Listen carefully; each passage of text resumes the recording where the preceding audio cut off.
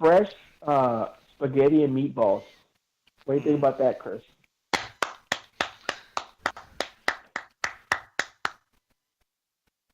Are you slapping 2 sticks of butter together, or what the fuck are you doing over there? For the pizza, like, all right, I gotta warm the butter up, dude. This is where you belong. Don't make me wait too long.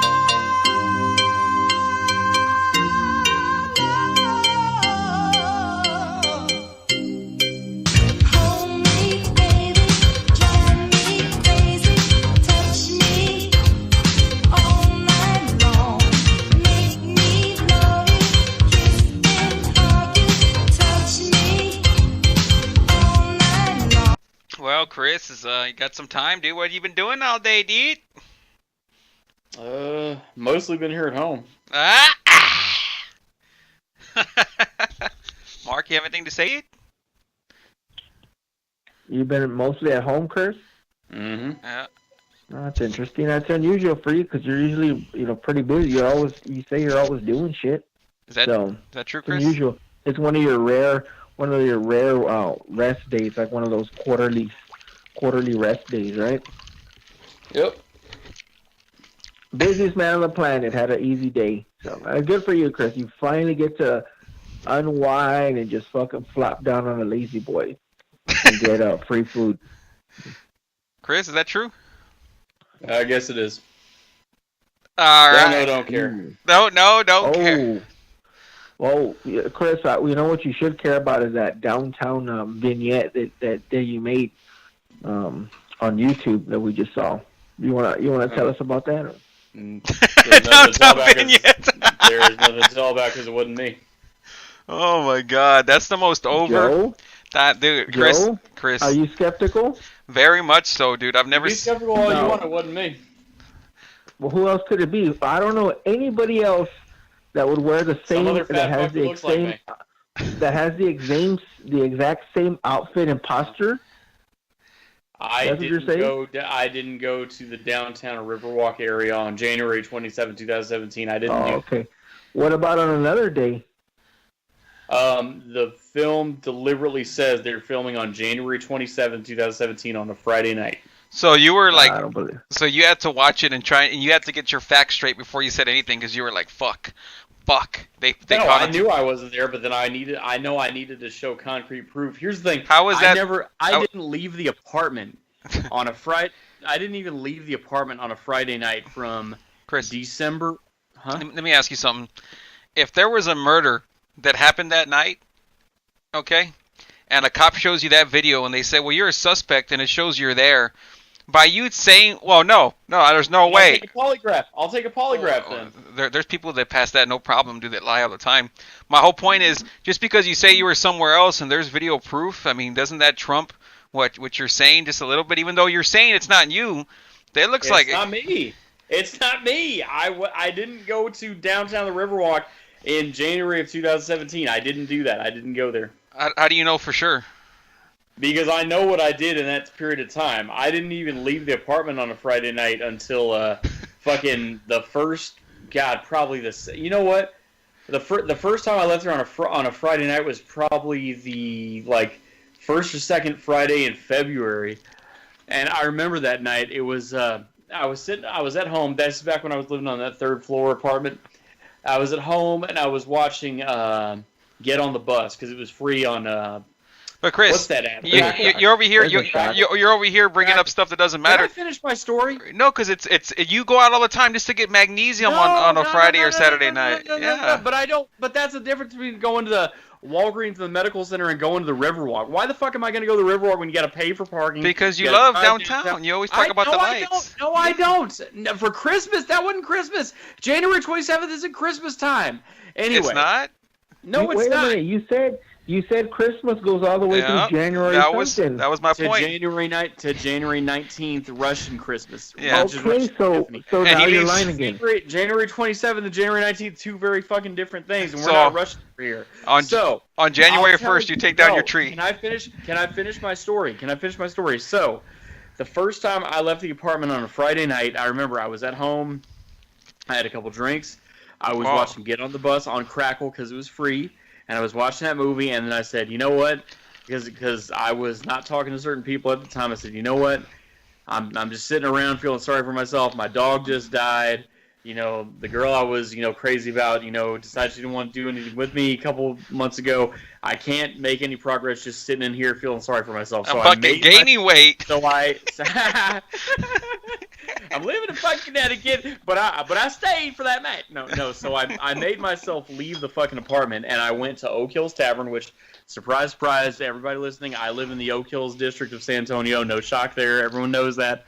So I left my apartment. I went down the 3 fucking flights of stairs. I got in my car. I went to Oak Hills Tavern, and I had a couple drinks there with the lead singer from Iron Maiden, right? Backwards Forwards. Just get it over. Say you had the Iron drinks Maiden. with Yeah, Iron Maiden. Rob Halford. Yeah, Rob Halford and Bruce Dickinson were there, and I had drinks with them. They paid for my drinks. You gotta say bro at the end of it. course. Hey, bro! Well, you know what? Bro. I didn't believe that story. I didn't believe that story until he said somebody paid for something for him. So, yeah, Yep. it's believable. Bro. It's believable. Yep. Bro, I met Dr. Julius Irving. I met Dr. Julius Irving. His hand reached across my wrist, bro. That's how big he was, bro. I've never marked out for a celebrity, bro. Someone paid for something. He didn't believe it till then, dude. What do you think about that? No, but I remember that night because I sat down with and I knew the guy. I'd done shows with him before, but the lead singer from Backwards Forwards, and he got us a show, which is that 3 months earlier. That's the reason you went to that show in May of 2017 that you went to, because that night, 90 days before, we booked it. You were booked? Mm-hmm. Oh shit, dude. So Very, very interesting. That What was does the that have first to- time. Who did you meet? That was So the who first. did you meet downtown? I didn't go to. That wasn't me. That wasn't fucking me. I know I'm a fat fuck, and I didn't have hair that long in January 2017. I didn't have hair that long. I just got my hair cut. There's no way my hair was that length. I'm That's very not skeptical, me. dude. It's not me. Well, Chris, can you at least agree? Okay, let's just say that I he do looks believe. like me. I agree with that. Okay, let's just agree that I'm agreeing with you that it's not you. But if you show that video to anybody that knows you and I really know, knows, not somebody. Fucking Gilbert was the one that sent it to me. I know. I fucking know. Before you Right even made a away. mention of it, I knew you were going to say it because he sent it to me before you brought it up. I know. No, and the thing about it is, he was like, "Hey, tell me if you recognize anybody in this video." And I was looking, and then right away, I was drawn to that person in the background immediately, dude. Yeah, Out you're of the gone. hundreds of people that were there, Below you. I was immediately drawn to that one person because I know that figure all too I'm familiar. a dude. worthless piece So, of shit. You're so much better than me, and I should be kneeling down What is below you. what Let is me you make a being a prayer. worthless piece of shit Our have Mark to do with Ramos, you who art being in heaven, downtown? hallowed be your name. There you go. Why- Kneel down and pray to you like that? What does you being at downtown have to do with you being a worthless piece of shit? I don't get it. Like, that doesn't make sense. That's fine. I'm asking you don't why you were I there. don't disagree. I wasn't there. So you don't have white tennis shoes like that are I like was- dirty now? I wasn't there. That wasn't me. Why the fuck would I be downtown in January? I wasn't talking to you those entire 2 months. From December 24th. Oh, there it is. There it is. 2016. He just Yep. he just confirmed that it was him. I didn't. From December 24th, 2016, all the way to March 6th, 2017, I didn't talk to y'all the whole time. I didn't. And why I was admit that? You were picking up chicks. You Yeah. were picking up chicks downtown, right? I wish, but no, I was not. You're like, what do you think about this blue shirt I got here? Great, right? It's great. Oh my god. In January 2017, you know what my Friday night was? It was me going home, having something to eat and getting drunk and watching fucking either a free movie or Melrose Place. That was January 2017 for me. Man. That sounds like 2017, 18, 19, and for the rest of your life. That's what it sounds like to me. Yeah. It's a good life. I ain't hating on it. That's what I did, and I love it now. I agree. I'm glad you finally said it. That Yeah. It's a good life. You have the easiest fucking life on the planet. I'm glad you finally admit it. Chris? Hello? Hi. Hello. Okay. So do you agree with Mark finally, dude? That you have a good, easy life, dude? It's okay, I guess. You're- But he's the one that's rich without having a job and can lay in bed for a month and not lose his existing income streams. I understand he loses on business opportunities, but the existing income streams he has Okay. will not be lost. Let's just take that. Let's just take what you said. So if Mark decided to be a lazy piece of shit for a month, right, Mark? And then whoever you work with, they say, well, this other guy's doing what I always have Mark to do. Maybe I'll start using this guy sometimes, because Mark's a lazy piece. Wouldn't that affect you, long term, Mark? That you wouldn't, big time. right? Big time. Because you're No, always. I know long term would affect him. I'm saying right now the existing. Well, right now income too, stream he has, but it would get worse and worse the more he did the fucking easy street carom move, dude. That's the thing is that if he starts taking it easy, they're not going to be like, well, just call Mark, just call him. He's the go-to guy, am I right? That's me, dude. Yeah, it's the go-to guy. Hey, you know what? Let me call But Mark. if he needs to go to the courthouse to settle some issue, or if he needs to go pay some last minute water bill to keep the water on or something or whatever he can run, or something happens to his child, he can run and go do that. The average person who's working a 9-to-5 job doesn't have that luxury, and if they do that, they're going to get an occurrence and then risk their job. Mark doesn't have to just worry take a day off. You just take a day off, or you just take a little bit of time off. You don't just take a day off. That comes with an occurrence, because if you do it same day, if shit happens, that's an occurrence. Hey, Joe, have you ever taken a day off? I don't know, let's say recently? Yeah. Okay. And it counts as an occurrence. Okay, well. I'm reading here, by the way, that Mark, I don't know if this is true because of Wikipedia. You never know what to think about Wikipedia, but they're saying Mark Patton has come out as openly gay, and he has HIV. Is that true? Yeah. Who the hell is Mark Patton? Jesse from Nightmare on Elm Street 2, dude. I don't believe that. He's come And out he's as... married. He lives in Mexico and is married to a guy named, what the fuck is the guy's name? to Ray. Well, they No, probably caught him downtown on video. He's like, fuck it, I'm just going to come clean, dude. That's what it is. Hector Morales Mondragon, and they live in Mexico, in Puerto Vallarta, actually. Yeah. No class at all, dude. Yeah, that's Jesse, dude. That's Jesse for you, going out there to Mexico just to get lots of butt sex going on, dude. Unfiltered, butt sex. I know. You think he's got the boyfriend? You think he gets the boyfriend to wear the Freddy hat, dude, when they're, getting each other over, dude? Oh, dude, he makes him wear the whole get up, dude. Almost the whole get up, dude. So Nightmare on Elm Street 2, dude, released in 1985. It was I don't know if it's right under a year or right a year later. I'll tell you. It was November 1st, 1985, and on a budget of $3 million, they did $30 million. Yeah, it made I think more double than what the first one did, dude. So right away they ran out, dude. They ran out and had to make the sequel. This one's a little bit different, but we'll get more into that. Now, Chris, so what was your whole history with this film, dude? Honestly, it's the same thing as, like you've said on the Friday the 13th podcast and other podcasts. I'm not a horror movie guy by nature, so this is a new experience for me. It's learning and everything. I enjoyed Nightmare 1, like I said. That was a fast movie stream. That was a movie you could follow and be into and engage the entire time. Same thing here. Now, what I didn't know, we watched it a year ago at your house, and at that time, I guess and it's like any other movie. Anytime you watch a movie, if you watch it the second time or the third time, there's things you catch the second and third time you didn't catch the first time around. And, I didn't realize, I always had thought when we watched this first one, I didn't realize they were referencing the first one. But when you watch the second one, you catch certain dialogue where they do reference the first one. Yeah, they do it a lot. We'll get into the journal reading and Jesse sucking dick. But Mark, what's your history with this one? Did you watch this one back in the 80s, dude, when this came out, or the 90s, or what's the story with you with this one? Well, of course, motherfucker. That's why I first heard that song, dude. Oh, the whole fucking badass song. Yeah. When he's dancing to that. That's what Chris puts on when a certain lady friend comes over.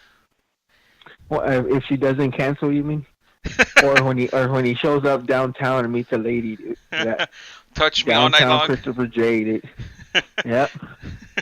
You just put it on a boombox, Chris, and you just fucking walk around to see if anyone notices you with that with the over ass hair. Oh man, you're gonna walking around with boombox on your shoulder like late '80s style, man. Did y'all ever see that movie? It was kind of a made-for-TV movie, Crash Course. Did y'all ever see that? No, Nope. no idea. The chick from 227 was in that movie. Jack A.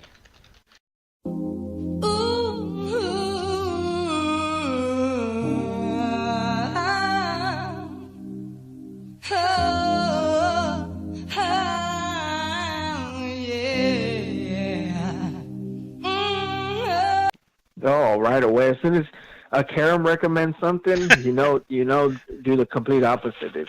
Everybody knows Well, that. but that's the same. Everybody knows that.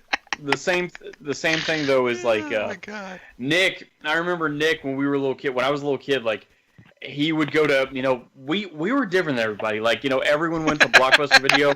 We went to Video Central. Everyone went to Pizza Hut. We went to Little Caesars.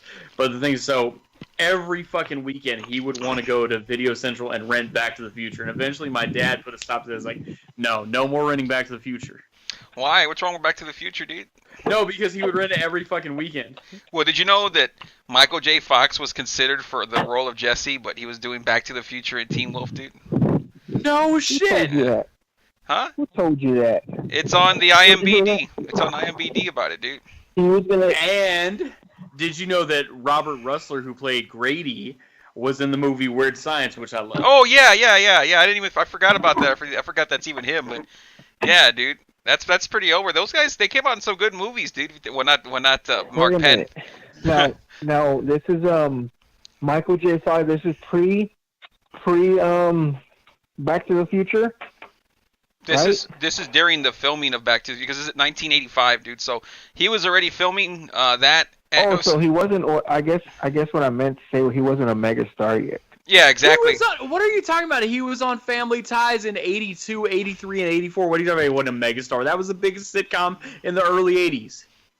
Which one? On the day I was born, they had already finished the first whole season of Family Ties. On the day I was born in October of 82. So He's pissed why off does at you. that make it the biggest? Why does that make it the biggest? You're gonna tell me he's not a star when he's the star of the show Family Ties, which was their first season was in 82. A megastar. You know what the difference between a megastar and a star is? No. Megastar is post Back to the Future. Star is pre Back to the Future. Genius. I mean, And here's the thing. So Michael J. Fox would have been playing Jesse Yeah, had Eric Stoltz done a better job portraying Marty McFly. probably. Yeah. okay. Now, Chris, you understand what the difference between a megastar is and a star? Okay, elaborate. You seriously don't know? No, it's like Hogan versus John Cena. I get it. How come they didn't? How come, Chris? The people that they threw in part 2 are nobodies. They're fucking jabronis, Chris. Yeah. Okay. If he was really a star, like you're saying that he is, they would have had him in Really? some fucking You're right, dude. I'm glad you brought that up. sequel, I'm glad you brought that up. sequel to some slasher film. Mhm. You know? No. I'm glad you brought that up, dude, because with A Nightmare on Elm Street, Robert Englund, the star who plays Freddy Krueger, they didn't cast him originally to play Freddy on this film because he wanted a little bit of extra money, and they're like, nope. Like you said, they just wanted to hire a bunch of jabronis, just whoever we can get, and just whoever it is, and so they hired a stunt double or stunt guy to do Freddy in this one. And so they were like, they started filming. They're like, man, this guy can't work for shit. The movements and all that stuff. Shit. Yeah. So they were like, you know what? Fuck it. We'll just spread the butt cheeks for Robert Englund, and that's what they got Give him. an extra 75. The smart thing. Yeah. Just like Back to the Future spread the butt cheeks for Michael J. Fox, is Eric Stoltz. Eric Stoltz, nothing wrong with him as an actor, but he wasn't portraying that character as good. I like him in The Fly too. Have you seen The Fly 2, Mark? The Fly 2? Yeah, part 2. Nah. He comes out in there, dude. It's not as good as The Fly 1, of course, dude, because that movie's over like a son of a bitch, Yep. But I mean, it's good for a sequel, dude. It's good for a sequel, and so I will eventually get into The Fly and all that shit too. But yeah, it's kind of crazy that the actors they have here. We talked about it before. They have Marshall Bell, who's come out on Total Recall and Twins, and Kim Myers, who plays Jesse's, I guess girlfriend, but he's not really interested into that. Is Lisa Weber, He and they. seems pretty interested to me. Yeah, he's pretty. Yeah, well, he's interested in something else, dude. But they cast her because she looks like Meryl Streep. That's the actress I was trying to tell you last time. Meryl Streep, just like a younger one. That's the only reason why they cast her for the role. And she's all right, dude. I mean, would you get her over, Chris? I mean, is she? Joey Cage, let me stop you right there. You know who Lisa Weber, and she wasn't out as a mainstream music artist at the time. She was only like 15 when this movie came out. But fucking Lisa Weber, Kim Myers, whatever, looks like that singer Tiffany. I think we're alone now. Who the fuck is that? Mark knows her. You know who that is. You know who that is. He's over there playing mind games. I think we're alone now. That wasn't me downtown bullshit. Yeah, That's all Joe's doing right now. Mark, you were the one who's broken my balls using that song in the past, so Mark knows her. But Joe, I know you probably don't, but she did this song in '87, the year you were born, '87, and she goes, "I think we're alone now. Yeah, I'm there looking her doesn't up. seem to be anyone around."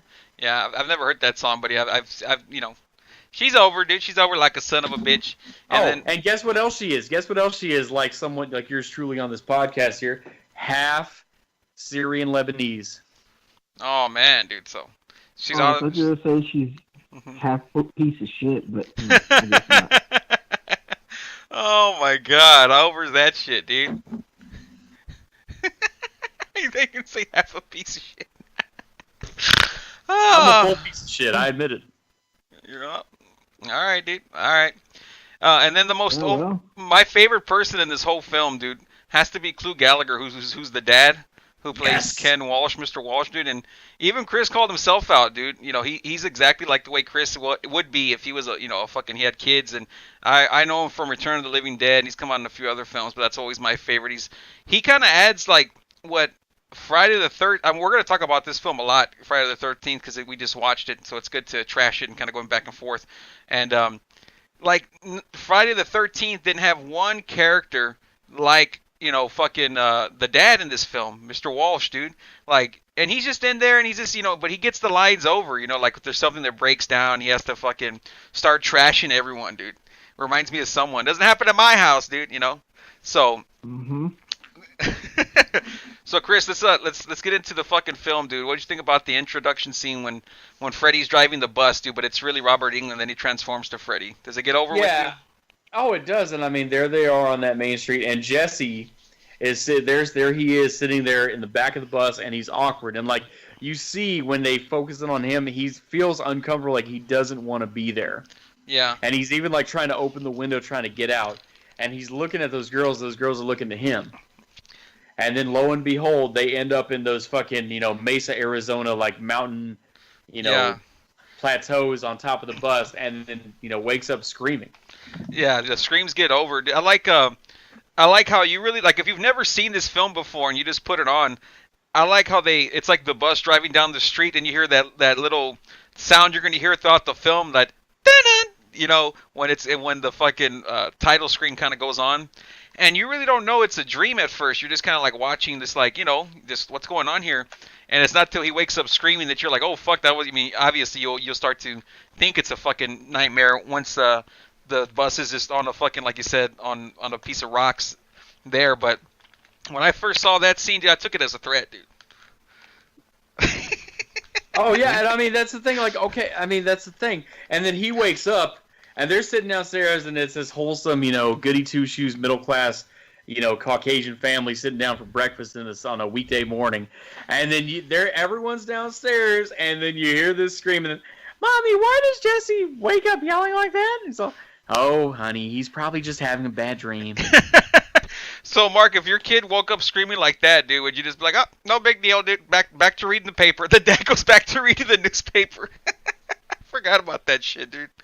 Well, the dad's a piece of shit, dude. Yeah. He's just worried about, how much money he's gonna have to spend that day or whatever on the damn kids and all that. Dude. He's like, I'm not taking them to no hospital. Yeah. He's like, you know how much a hospital visit costs? That fucking lunatic? Yeah, it's all it is. The dad is all about finances, dude. It's all about finance. All he's interested in. Nothing else, dude. So. But go ahead, dude.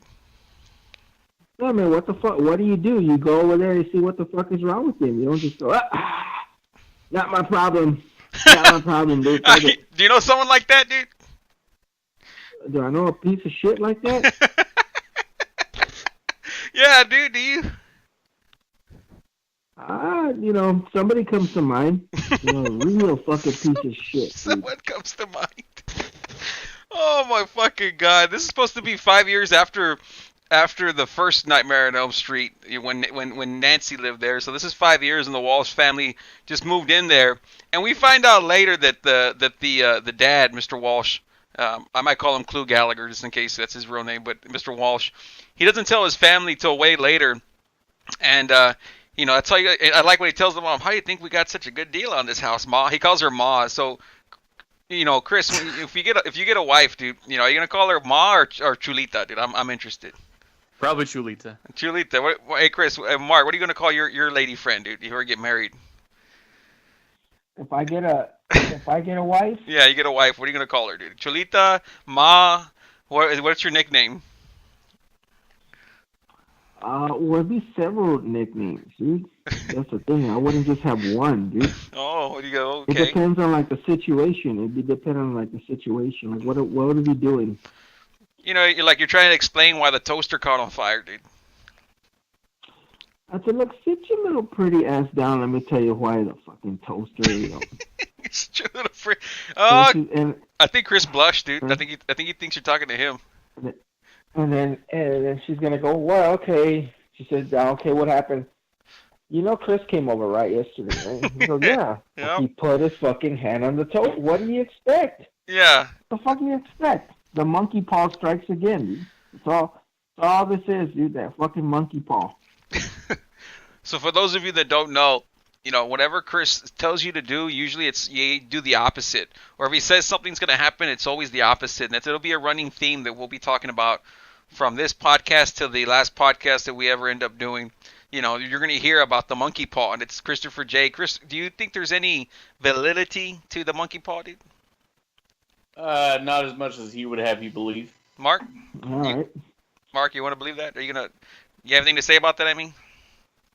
Joe, give me 3 quick examples off the top of your head of something that Chris is monkey pawed. Well, whenever he says it's going to be fine, no matter what it is, dude, that's usually not going to be fine, dude. Yep.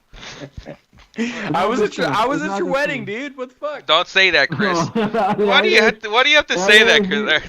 Why do you have to say that, Chris? It's like he wants it to happen, right? Like, what are you talking about, dude? Tell the fans the fucking story about him and Gilbert, dude. Tell them that. Didn't I tell you there was gonna be all the overtime he needed? Chris, don't even start, dude. Don't even start monkey. It's like he wants it to happen, dude. It's like he's daring the monkey paw to show its power. But Mark, tell him that story about Gilbert, dude. About Gilbert and Chris, so the fans know exactly what we're talking about. This is the best example I think that's ever gone on between the Chris and the monkey paw gimmick. But just tell him that quick story, dude. Oh, when him and Gilbert, when Gilbert was married and Chris was on top of the world with that lady friend, dude. His lady friend I remember he said, I think I found my soulmate. I remember, I'm quoting him say that, dude. I'm quoting him, and he hasn't said no, I'm lying. Yeah. Because it's true. Yep. I was waiting for it. Chris was feeling good. He was feeling good. And he had a woman that everybody actually saw her and believed that he had a woman, dude, after that. For the record, she was a JFK conspiracy theorist, for the record. Okay. Okay. Don't know what that means, but okay. But she was smart enough to run as fast as as soon as she got the chance too. So Chris is in the living room or in the kitchen or whatever. Oh, I was in the dining room. You're lying. Chris is in the kitchen. We were in the kitchen. And he comes over and he goes, man, me and Gilbert, we both lucked out. He was saying, they both had chicks. Yeah. And shortly after that, everybody's life just fucking blew up, dude. Everybody's life just blew up. What happened, And that's when I do, fuck. What happened? Gilbert got divorced.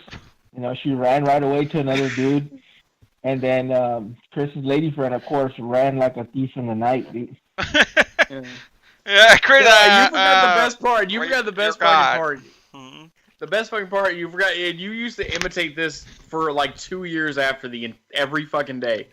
Am I lucky or what? And then the arms spread out. And so that led to you all the way through 2015, arms spread out. Like, you would text me that. And then it was me. I stood there. Apparently, I was so trashed I don't remember it. But apparently, I stood there and the arms spread out. Am I lucky or what?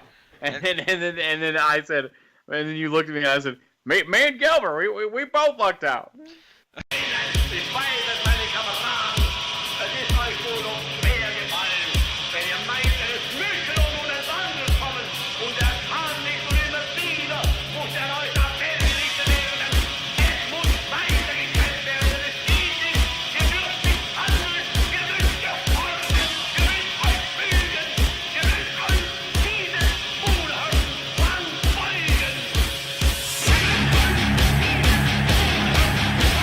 So, just so everyone knows, you know, when we talk about Chris and the monkey paw, that's why right there, dude. That's fucking why. So, then Jesse goes to school. Dude, go ahead. You got something to say? You got something to say? No, I'm watching the last 30 minutes of this movie. Like, I won't get into it. I'll leave for later. But yeah. So Jesse goes to school, and his friend, or it's the same day, you know, of course, Lisa picks him up. Or no, Lisa. See, here's the thing. Lisa's supposed to be rich, dude, right? She's got like a pool and all this badass shit or whatever. I know a guy that had a pool, dude. He was pretty over. She has this pool, right? And then she's like going to go to Jesse's house to get a ride from him and his piece of shit jalopy or whatever the fuck that kind of, whatever the fuck that thing, the deadly dinosaur. the only thing that makes it cool is it's a convertible. That's it. That's all it is. Did you see him jump in the fucking car like when he's walking away from his parents, like they're breaking his balls? He jumps in the back of his shirt. Yeah, he jumps in like a fucking, you know. If that didn't tell you right away, he's a fucking little homo, dude. I don't know what will, dude. No, and the back of his shirt like covers the backs of the front seat. Did you see that? The back of his shirt covers the front seat? Nah. Like when he jumps in, like he thinks he's all cool and slick and everything, and he jumps in the car like that. But then remember, you know how people used to wear like a button-up shirt over a t-shirt, and the button-up shirt like goes to the back of the front seat. Oh, okay. Yeah, that motherfucker. He goes in there and they go to school, and then he ends up fighting with, I guess, like Jesse's. I don't get it. I mean, I guess y'all tell me what y'all think. Like he's just moved into this house, right? And he's like already got Lisa interested in him, dude. Like he's like the new kid because him and Grady, they end up, who's like his friend, ends up being like the guy that, it's kind of like the Mark and Chris, like they don't get along, but you can't keep them apart, dude. You know, they have to hang out with each other. And so like Grady and him are like all of, like he calls him the new kid and all that stuff. But Jesse right away has fucking, you know, this girl coming over for rides. I mean, does that make any sense to y'all, dude? I mean, is he that much of a chick magnet? You know, he don't even want that. Well, you gotta understand, Jesse's probably rich, dude. That's the thing. You probably don't notice, but he drives around that jalopy just to throw people off, dude. But she can smell it, dude. Yeah. She can smell it that he's loaded. So of course she's all over his dick, dude. It's a turn on. It's a turn on for girls to see like this motherfucker is that confident enough that he knows he can still get chicks even in a jalopy, dude. Dude, you know, hey, Chris, you know someone that drives a piece of shit? No, I don't. No, this stuff. Someone that just does it for. Yeah, you know what, dude? It's good enough for me. Then they should, according to you, they shouldn't be driving that. Well, I might. He's playing that game again, dude. He's playing that downtown. Yeah, dude, that downtown game. That downtown fucking Charlie Brown carom. I mean, game. I don't think there's anything wrong with the vehicle Mark drives. Oh, I've heard different many times, dude. No, the current one he has is fine. There's nothing wrong with that. Do you still have that white SUV or whatever? Yeah. Yeah. I thought you were talking shit about it, Chris. That it's whatever year, and you know, why are you driving this year and this and that. Oh, it's good. I mean, he's managed to make it nice. I mean, yeah, it is a 2002, but it's still a nice vehicle. Funny.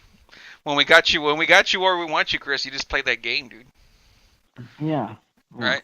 So yeah, is that? I guess that's what it is, dude. Is that Jesse has a little bit of money, dude, and you know. I think she just smells it, so we're gonna go with that one. So it's pretty awesome because Jesse right away starts cleaning out his fucking. Is it right away that she goes over and he starts doing that Christopher J. Nancy's coming over dance, dude? Who's coming over? I mean, Lisa's coming over. Yeah. The Lisa's coming over, and he does the popper, dude. Of course. What was that? You know who. You fucking know who.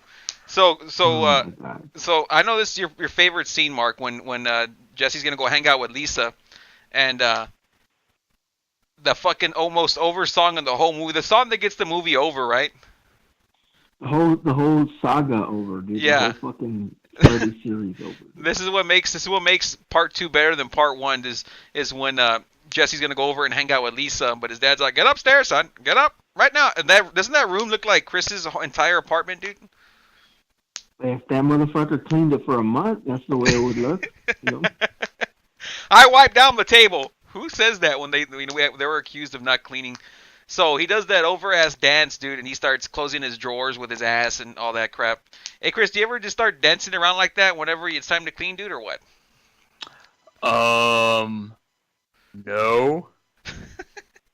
And as they're cleaning, Lisa fucking is going through Jesse's closet. I wonder what dirty thing she's gonna find in there, right? She's cleaning out Jesse's closet, and they find a diary of Nancy Thompson, who of course was the main chick in the first one, and it starts talking about her nightmares, and Jesse starts freaking out because they're all similar to what he sees in his dreams. And I kind of skipped around, not talking about Freddy in there, because we see Freddy a little bit before this, because Jesse starts I think he has the dream right before this. It's pretty badass.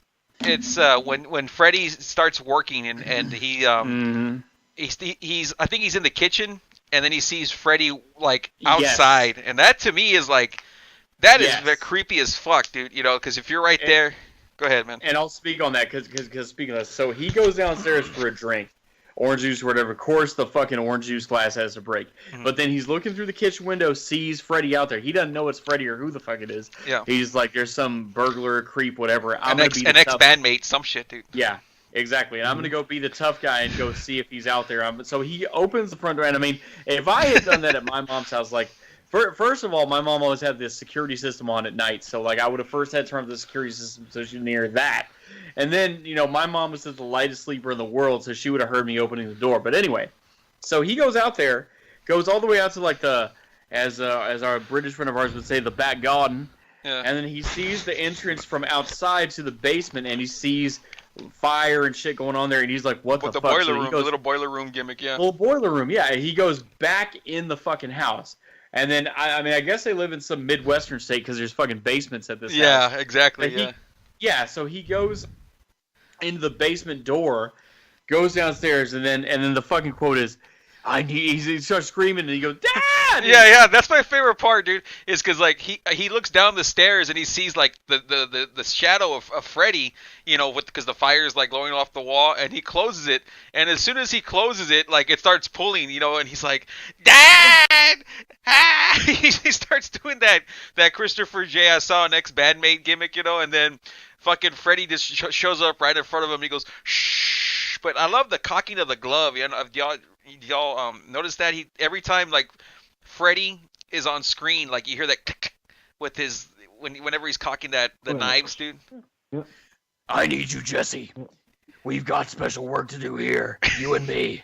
You've got the body. I've got the brain. Yeah. And that's like the most words Freddy says in a row out of all the films. Like in the first one, he'll say some stuff, but it's real quick. It's just like, I'll cut you slow, and I'm your boyfriend now, Nancy, and all that. Hey, Mark, what's your Freddy voice, dude? Everyone's doing Freddy voices, but Mark, nope. My Freddy voice? Yeah. What's your best Freddy? Oh, man, dude, I don't have a Freddy voice. Dude. I don't know. Help yourself, fucker. You know, that one. Yeah, that's the best one, dude. That's the best. See, like, you know, like right away, Freddy's getting himself over. He said, you know, take a seat, Jesse. Take a seat, Kim Myers, whatever your fucking name is, Lisa. You know, I got this, right? Because the first one, I've kind of like grown to not, and I've talked about it with the guys before. I've kind of grown to where it's not really my it was never really my favorite. I'll say it right now. Part 3 is my favorite.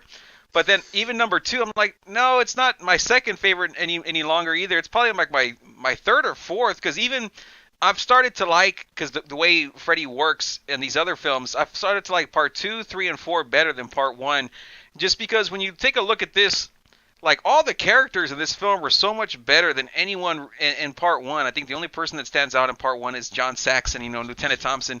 But here, Freddy is so much better. He starts, doing things. He's not just in the shadows the whole time. He's in the shadows, but he's talking. He's getting himself over. And like right away, like I was telling myself as I was thinking about what I was gonna say when we were like gonna do this, and I'm like, you see some horror movies, and you're like, whatever. I was like, if I was 10 years old, part 2 would be the one Freddy movie that I would least want to put on if I'm by myself, at night. And I'm like 10 years old by myself, because how over Freddy gets, dude. I mean, are you going to keep the lights on if you're 10 years old after watching this, Chris? Fuck yeah. I was like, man, Freddy, he's not too much in the light. He's not too much in the darkness. He's just right like this, dude, like the Three Little Bears or Pigs, whatever the fuckers do that one.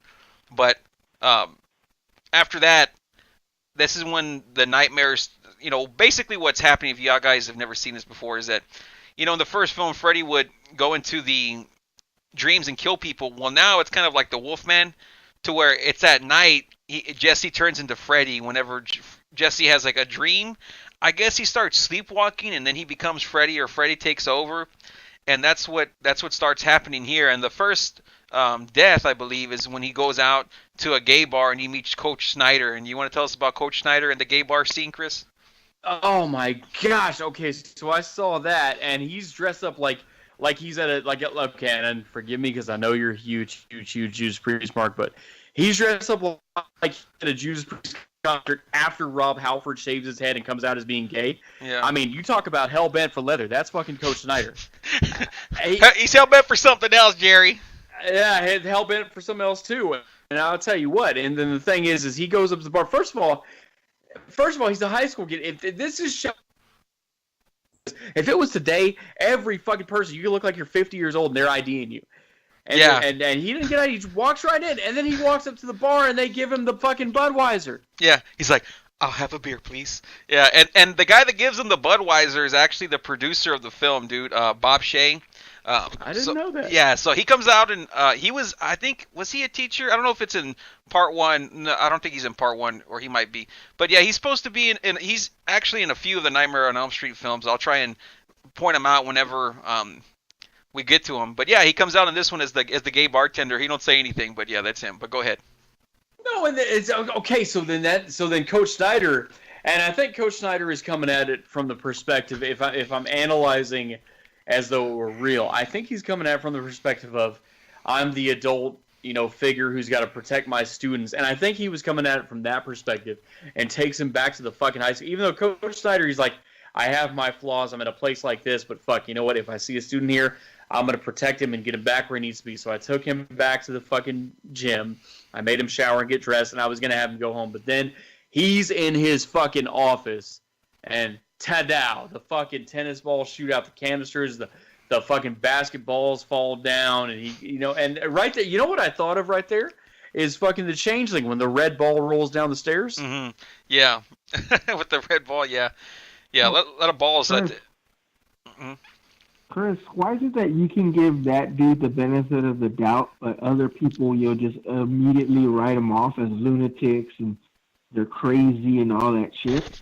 There's a dude in a fucking S&M outfit telling a student, "Hey, let's go back to do some laps, dude."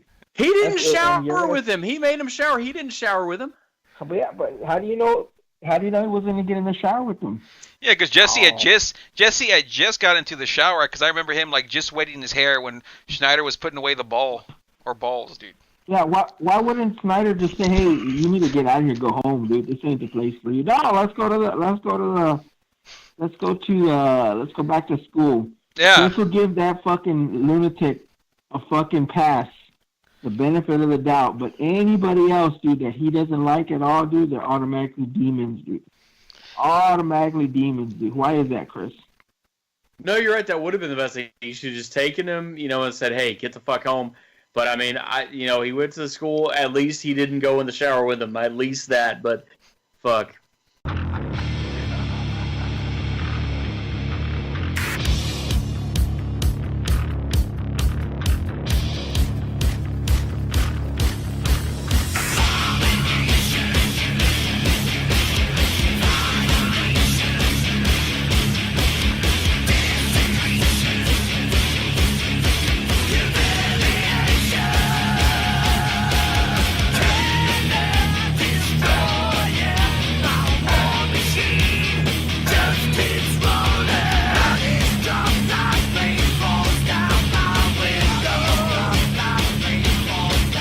How much Mountain Dew do you think he's had, dude? Oh, fucking case and a half. Case- it's been non-stop Mountain Dew, dude. You remember that last time? It's been non-stop junk, dude. It's been non-stop. I'm like, oh, no way, dude. Christopher J. Unfiltered, dude. I wonder how over he's getting this next 2 weeks, because he said he doesn't even care about the scale. Scale doesn't matter right now, dude. I Yeah. don't know what the problem is. The scale doesn't matter right now, dude. Oh, that piece It of never shit. matters. Yeah, that's the That's the thing. thing. It never. That's the thing, dude, is that he makes it seem like, oh, dude, he's got, he's got a quota to meet on when it should matter and not matter, dude. As long as he pretends it matters, for 4 months out of the year, it's fine. That's his only concern, right? Yeah. Oh, fuck, dude. I can't wait till the end of Lent, dude, and he's still 276, dude. Minimum 276. Okay, so, but, are we back on? We're back on, dude. So I think we're skipping one thing we skipped over that was pretty important because it connects this one to the previous film, the opening film, is he's basically sitting there with Lisa in his room, and he's reading what I consider possibly, I mean, he probably knew this was like basically erotic fiction. And what does he read to her? He reads her, "He comes to me at night, horrible, ugly, dirty, under the sheets with me, tearing at my nightgown with his steel claw. His name is Fred," and that's where he starts getting a little worried. Yeah, no way. We had talked about it, but yeah, we didn't go over what she was saying, and just because it was just like about the nightmares that were similar. But yeah, they say the name. His name is Fred, and he's trying to kill me, and this and that. And then yeah, Jesse. It's funny because earlier, Grady tells him like, you know where you live. Some girl went crazy when her boyfriend across the street, Yes. killed himself. And then he's all, shut the hell up, Grady, or whatever the fuck. And then that's when he tells Kim Myers, whatever, or Lisa, he tells her like, did you know the girl in this house went crazy? And like all this and that. So like he's really freaking the fuck out, dude. Like he just got And a friend request or something. Yeah, exactly. And Lisa reads the book. She grabs the book from him, from Jesse, and says, "Tina is dead," and that's why our link back to the. Yes, exactly. Tina is dead, and this and that. And she starts doing like her own investigating. Like she keeps the book because they end up going to the boiler room where Freddy used to work. Because I guess she starts doing research, and they're like, this is where he used to take his the kids, the victims, and they would kill them, and they go to this huge old boiler room factory or whatever, and it's pretty crazy looking, dude. I actually like that. I wish they would have done more there. Actually, when they did towards the end, because that's where the ending scene is, but the way it looks during the day just looks fucking crazy, that whole fucking gimmick. But Lisa ends up having the pool party, and this is like the best. I mean, the whole movie's pretty badass, but my favorite scene is the pool party. And like Jesse's just Mr. Awkward, like when someone starts wearing the business casual outfits going out, they start, "Hey, what do you think about this?" You know anybody like that, Chris? I do. Chris, tell us the story. No, I Tell don't. us the story to get us over, dude. To get the podcast over when you went out, you were just like, "Fuck it, I'm gonna go out. I'm gonna get dressed up." And you put on like the business casual, the fucking collared shirt and the slacks, and you went out and you started telling the chicks, "Hey, dude, what do you think about this?" I didn't tell any chicks anything. No, All you I did fucking was- lie. No, you fucking lie. I didn't. Tell us the story. I mean, the only thing is, I just said, you know what? I need to get myself used to, going out places and being out on set, not just sitting at home. So I made myself dress up nice. I went to a few different bars, and I went home. That was it. That was it. That's it, dude. That was it. I remember different, dude. I remember different. Yeah. But And, Remember different. and Then. have you been making yourself go out lately, Chris? Nope. Why not? I don't need to. Why not? What's changed? What changed with your life? Nothing. Pretty much the same thing, Lee. That's what I'm asking you. What's changed Great. with your life? great. Nothing really. Nothing really. The eyebrows raised right now, dude, for damn sure. That one eyebrow. So Lisa has the party, dude, and her parents end up going inside, and they start, going all crazy and having a good time. And Lisa goes, because Jesse's ready to take off, dude. He's a piece of shit. He starts putting on his fucked up shoes, and he's ready to jump into his jalopy and get the fuck out of there. And so she runs in there for her when they start making out, dude. She's got a real good set of knockers. I'll give her that. I'm like, she's not that bad. You can't really tell, with all the gimmicks, on. But once he's there and he's cuffing him, and that Freddy tongue comes out, and you're like, oh, dude, he's getting himself over.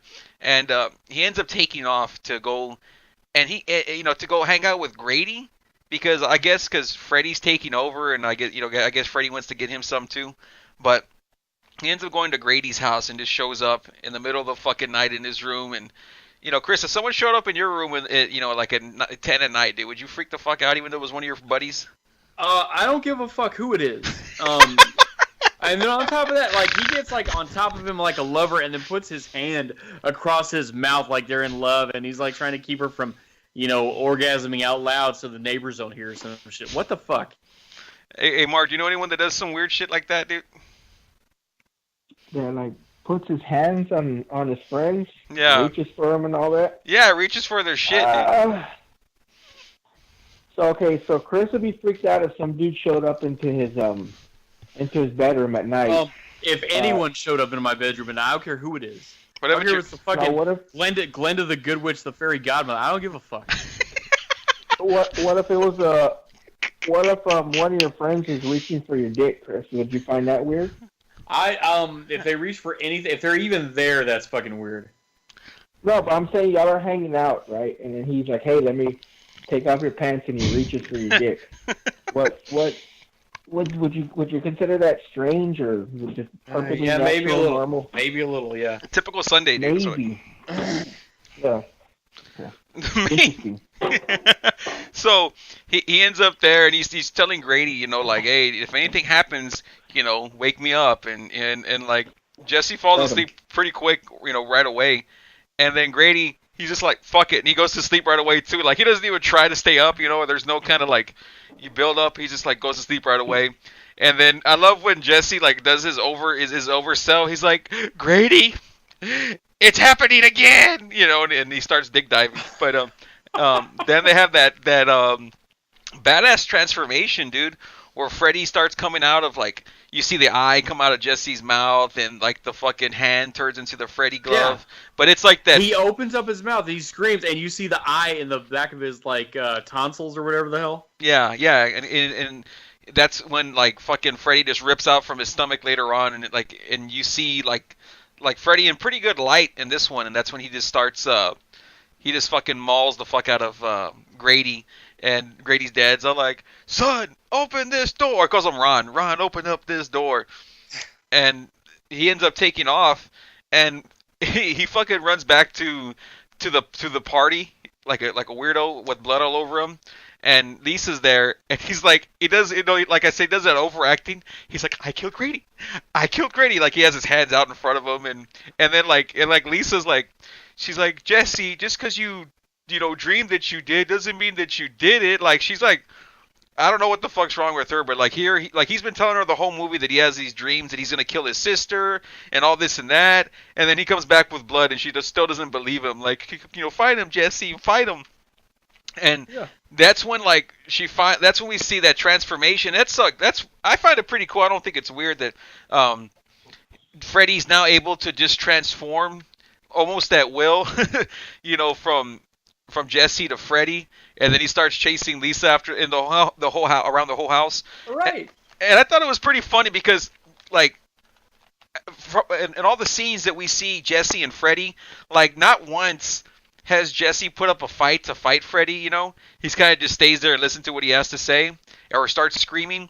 Like, Lisa starts throwing shit at Freddy, like right away. Like, she's able to like, she's supposed to be like the man. She's a chick, but she's playing like the man role because Jesse's too much of a sissy to do anything. And I just found that shit fucking hilarious. Like, right away she starts stabbing Freddy in the shoulder, like, and all that bullshit. But then the most overseeing. You wanna go over that shit, Chris, when they go into the pool? Oh my god! So first he jumps through the back patio door, windows, whatever, and he jumps through, but then he disappears in thin air. Yeah. Then everyone's out of the pool, and then there he is on the opposite side of the pool, like as far away from that door as you could possibly be, and jumps up out of nowhere, and everyone's fucking running into the damn water. Yeah, he just jumps off. He does that ECW fucking out of nowhere fall through the table, but it's like from the ground, dude. Oh yeah, and then they think they're safe jumping in the fucking pool, and lo and behold, it's like if there's gasoline on top of the ocean, like an Exxon oil spill, and the flames come up at the top of the pool. Yes.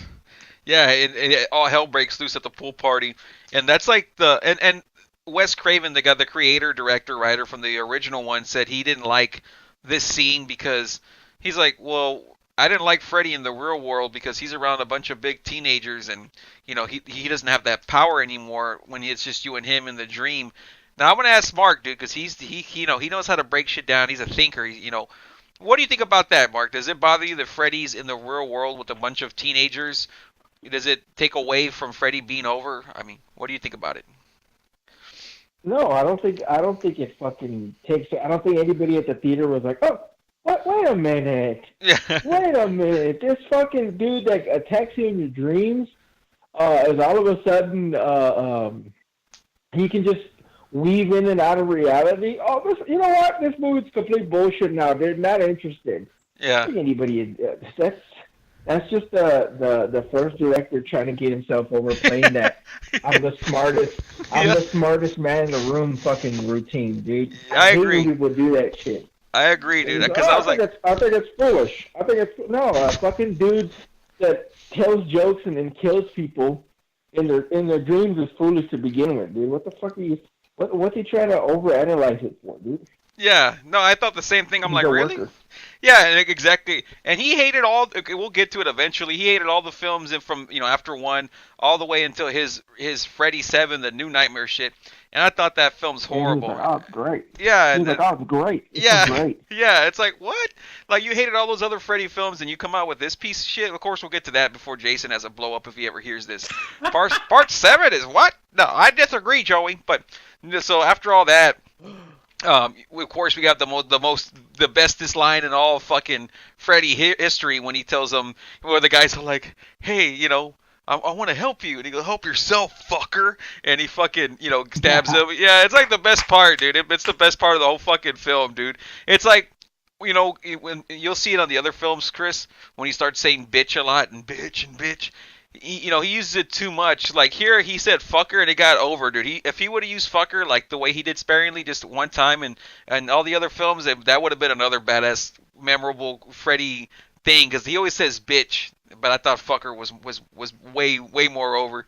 But because he's not saying fucker every time he speaks in this movie. But how funny is that when someone tells you, I want to help you, help yourself, fucker? I think that's funny as fuck, dude. But so the dad comes out with the shotgun, and then that's when Freddy takes off, dude. And he ends up, and Lisa goes after him, and they go to the boiler room factory or whatever you call that shit. And that's where they have their confrontation.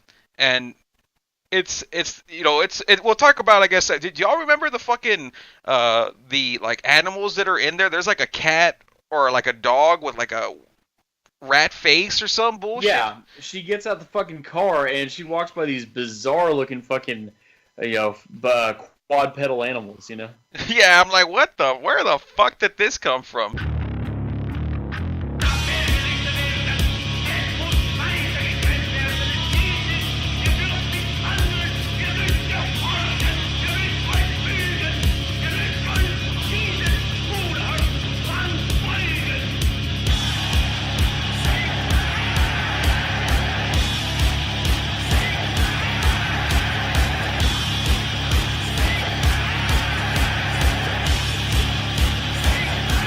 In here, Jesse, is completely taken over by Freddy, and Lisa's trying to confess her love for him to let Freddy let him go, and then eventually, he just combusts and turns into ash, and then after a while, Jesse emerges, dude.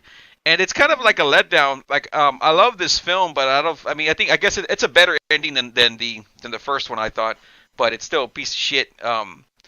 That she's just there pleading with Freddy, and Freddy just kind of like has no power, dude. What do you think about the ending, Chris? Oh, Mark, I've been speaking a lot. Why don't you comment on my place? Because I took over a lot here. No, go ahead. You like to talk, Chris. I do? Yeah. Do I? You love to talk unless somebody asks you a question that you don't like. That's the only time you're like, nope. Okay. Well, Mark, I'll go ahead and ask you a question. How big is Freddy's dick in this one versus the first one? I guarantee it's bigger than yours. That I do know. I didn't dispute that. I'm just asking you. About Freddy. And that's because his is all fucking. That's what his being all burned up and shriveled up. Think about that. Think about that, Chris. Hey, Oh, by the way, what was, because I've listened to the Nightmare 2 podcast you did with Epic Jason, yeah, and I gotta ask y'all, what were y'all talking about? You know, fucking junky new wave or some shit, like someone looked like that. Was that at the bar, or was that Jesse himself? like a junky new wave? Yeah, y'all use that phrase on there, junky new wave. I don't Don't remember. know, don't care. That's all I'm gonna say. I might edit some of the best parts from the Jason 2 podcast. The Nightmare on Elm Street 2 podcast with Jason and Mark after this one, so y'all can hear some of the best parts. Because I haven't heard it in a while, but every time I put it on, you'll hear some funny ass shit. Maybe I'll just put some of the best stuff on there, maybe like 20 minutes worth. Because a lot of the time it's just you know. The best parts are when Mark's talking to Jason. I think that's the best thing. I'll just edit me talking, edit all the talking of me out, and just leave Mark and Jason talking, because they're the ones that get it really going, dude. with Jason, with Mark asking Jason. I think it was I don't know if it was it the first one or the second one, Chris? Because I know you listened to it more. When was the first podcast where Mark started asking Jason about Freddy's dick? That was actually, I think, part 2. It was part 2. It was right? part 2. Yeah. And then part 3, he just amped it up more and more. I remember. But, How do you remember all that? How do you 'Cause I've remember listened all to that? But whenever, no, but then I ask you simple questions. Don't remember. Yeah. Don't know. Something that happened a day ago or 2 days ago. I don't know. Don't remember. I don't think about that all day. Anyway. But no, I mean, You think I about like... the Go ahead. You think about me talking with Jason all day? Because I can listen to it repeatedly. That's why. Anyway, Okay. but I like how once we get to like to Freddy, I don't know if it was like part 5 probably, and or the last one, and you know it was kind of becoming like the game right towards the end of it. Like, hey Mark, you have to add anything to it, and Mark goes, yeah, I have a question for Jason, and then Jason goes, oh boy. Part 5 was the one y'all did, and they were Jason all, oh, I'm not worried about Mexicans. I see Mexicans down at the Home Depot down the street all the time. What are they doing? I see Mexicans on the side. Oh my god. Oh shit. But here's the thing. So you're asking about the ending. What do I think of the ending? Okay, I actually like it because here Lisa, who's the courageous female, in place of, you know, what probably in theory Jason should be doing, she's meeting Jesse. Freddy. Or Jesse, I said Jason. Jesse should be doing, which is she's meeting Freddy in the belly of the beast, in his home turf. She's in the boiler room with him. Yeah. And it's got that and this is why I know you didn't like Ghost Ship, because I watched it a couple days ago and you didn't care for it. But if you got deep enough into it, you would have seen where well, don't spoil it. Don't spoil it for me, Chris. I'm not. It's not the ending, but the Chicano brother mechanic of the ship, he dies. Well, thanks for spoiling it for me. No. That's nowhere near the ending. But like he starts haunting the ship captain, Murphy, the older jet guy, and so like everywhere he turns, that guy is there haunting him, you know, being an asshole to him. Well, this is what's happening here in this one is everywhere Lisa goes, she turns around and boom, right there in her face is Freddy. Turns around again, boom, right there in her face is Freddy, because he's got those fucking supernatural powers. Well, then there they are in that last little bridge, and everything comes up in smoke because the gas fumes, the wheel turns, and it opens everything up, and then all the fucking railings turn to fire. And she tried being sympathetic to him to work him, and she kissed him, and lo and behold, everything comes up in flames. Shut down in You see what flames. happens? You see what happens when you don't let a chick lure you in? You see what happens, Chris? You stand up to her, you stand your ground, and what did Freddy do to him? To her? Well, I mean, I guess for him it doesn't really matter because he's supernatural. He'll come back from this, but I know, I'm saying, but he resisted her. He was like, nope, not interested. He just wanted to kill her. no, but they kissed. No. She kissed him. No, I know, but still, he was like, nope, not interested. He just wanted to kill her. Yeah, he did. Okay, so did you learn anything from that, or are you gonna just roll over like you normally do, I'll probably keep rolling over like I always do. like a piece of shit, right? Just beat me up, drag me through the streets, whip me. So the Man, film, dude, he watches Freddy 2.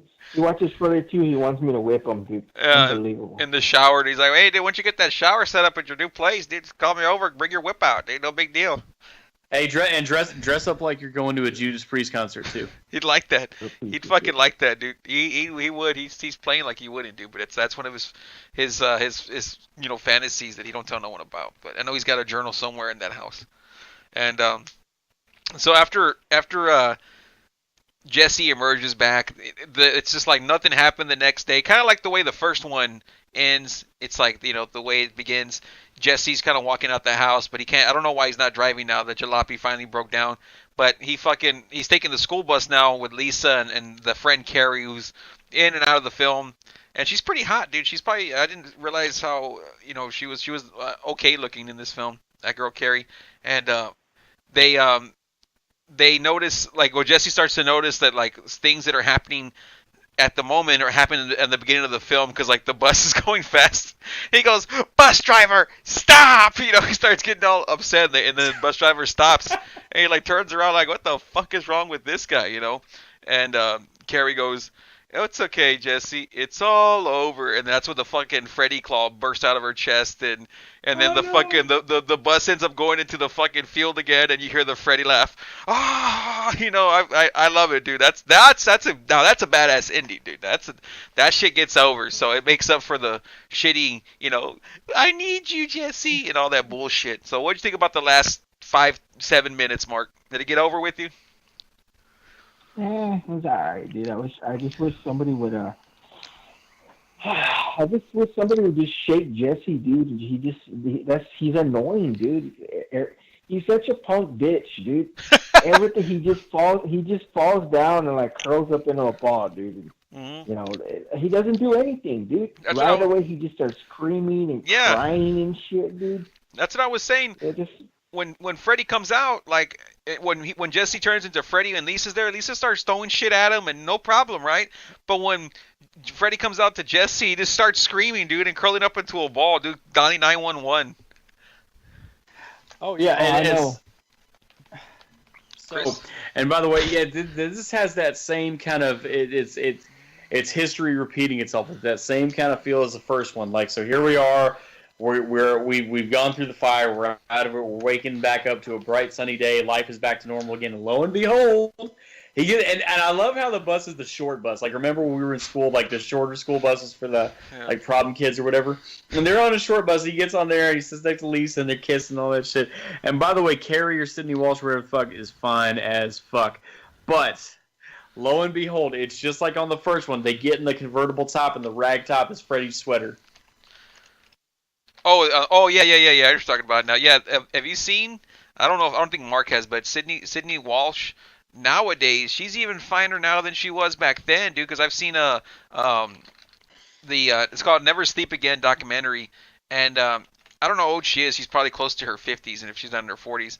And yeah, and I'm she's not super fine, but you're damn, that girl, you're not bad, dude. She's all right, dude. I couldn't maybe 10 years from that, she was really over, dude. But she was but anyway, that's not a hair door. Can I say what Phoebe Cates was to Fast Times at Ridgemont High, Sydney Walsh is to Nightmare 2. That one chick from Labyrinth, you know what I'm talking about, right? The main chick. When she comes out on that other video, that music video that we always jam to, the one about Target, the one the Mark likes, where they're locked into the Target store.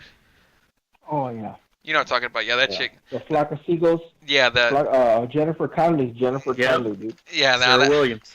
Yeah, she's dude. Chris doesn't like her, dude. Chris doesn't think she's hot, dude. What the fuck's wrong with you, Chris? I'm a strange bird. No, she's all right. She all right. Her or Nancy? She's all right. Her or Nancy, dude. She's all right, but Nancy's fine, dude. Who? I want you to wrap your head around. Who's fine? You're talking about Nancy from part one of part Night, one. right? Yeah, part one. Yeah. That's the only. Yeah, that's the only Nancy you're ever gonna see again. That I do know. She is. So, Jennifer Connelly or Nancy from part one? That's tough. It's tough, really? Really? Jennifer Connelly or the 8-year Nancy? Yeah. Hey, Casey Abrams, really? Casey Abrams, really? Unreal, this Christopher guy, dude. He will not overview. He's an overseller like a son of a bitch, dude. Yeah, he oversells the stuff he should, and he undersells the stuff that he Yeah, should. he no sells it How actually. does that make any sense? He's no Hey, selling Chris, the. what are you gonna have for dinner? What are Probably you gonna have for pizza. dinner? Probably pizza. Probably. Chris, why do you get pizza just because it's $6 for fucking 12 pounds? Yeah, Is that why? and you're gonna get it You've delivery had too, free right? food- You've had free food all week. Open up the wallet. What's the problem? No, I actually got some Domino's, so it's on its way here in about 30 minutes. That's what I said. You had Domino's delivered. It's gonna be here in half an hour. How much did you spend for a pizza? Before the delivery fee was about 13 with tax. How many pizzas you order? Unbelievable. 2, one for today, one for tomorrow. Ah! You're gonna eat one tomorrow too? Yep, it's fucking Monday before Lent. What do I care? What Monday kind? before Lent. what Lent kind is it, just starts on pepperoni? Monday. No, I got 2 pepperoni and sausage. Pepperoni and Why don't sausage. you just pick it up on the way home from work? Yeah. But nah, I have a because question. you get the deal, because you get the coupon points too. Like I get the 10 points for my order.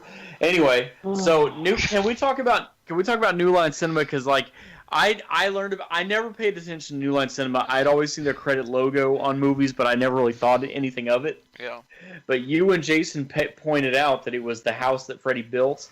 So from then on out, after that podcast is when I started noticing it, and like it's on Friday. It's on Creed 2, and then of course it's on all the Nightmare on Elm Street movies. And I mean, really, it's a media powerhouse, and it's because of fucking the Nightmare on Elm Street saga that they became what they became.